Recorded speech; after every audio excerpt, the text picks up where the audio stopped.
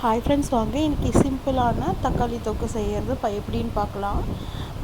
இதுக்கு முதல்ல ஒரு கடாய் வச்சு கடாயில் எண்ணெய் சூடானதும் ஒரு ஸ்பூன் கடுகு நல்லா பொரிஞ்சதும் ஒரு கொத்து கருவேப்பிலை இது நல்லா பொரியட்டும். இப்போ 5லேருந்து 6 தக்காளி நான் கட் பண்ணி வச்சுருக்கேன், நல்லா பழுத்த தக்காளியாக. இதையும் இது கூட ஆட் பண்ணிக்கிறோம். இது கூட நம்ம வேறு எதுவுமே ஆட் பண்ண போகிறது கிடையாது, தண்ணி ஆட் பண்ண வேணாம். இது நல்லா குழையட்டும்.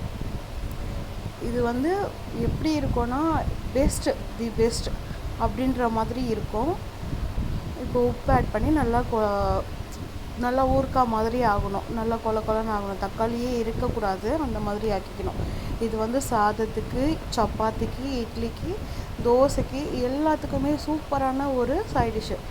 ஈஸியாக 2 நிமிஷத்தில் செஞ்சு முடிச்சுட்டு போயிடலாம். 2 தக்காளி எடுத்தோமா, இதை போட்டு செஞ்சோமா, ட்ரை பண்ணி பாருங்கள், சூப்பராக இருக்கும் மக்களே.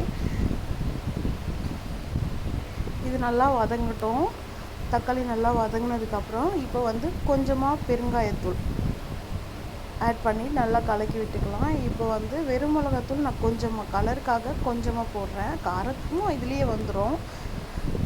இதுக்கப்புறம் குழம்பு மிளகாத்தூள் ஒரு 1/2 ஸ்பூன் போதும், இதுவே போதுமான காரமாக இருக்கும். நல்லா இதை மிளகா வாசனை வரவே கூடாது. அதில் இப்போ நம்ம போட்ட எண்ணெய் நல்லா பிரிஞ்சு வந்திருக்கு, பார்த்தாலே உங்களுக்கு தெரியும்.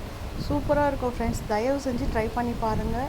ட்ரை பண்ணி பார்த்துட்டு எப்படி இருந்துச்சுன்னு சொல்லுங்கள். இது பெஸ்ட்டு சைடிஷ்னே சொல்வீங்க. இது 1 வீக் இல்லை 2 வீக்ஸ் கூட கெட்டு போகாது. நம்ம கைப்படாமல் எடுத்து வச்சுருந்தோன்னா 2 வீக்ஸ் கூட நம்ம வெளியில் வச்சு சாப்பிட்லாம். ஓகேங்களா? ட்ரை பண்ணி பாருங்கள், எப்படி இருந்துச்சு சொல்லுங்கள். பிடிச்சிருந்தா கமெண்ட் பண்ணுங்கள், லைக் பண்ணுங்கள், ஷேர் பண்ணுங்கள். என்னோடய சேனலை சப்ஸ்கிரைப் பண்ணுங்கள் ஃப்ரெண்ட்ஸ். Thank you so much.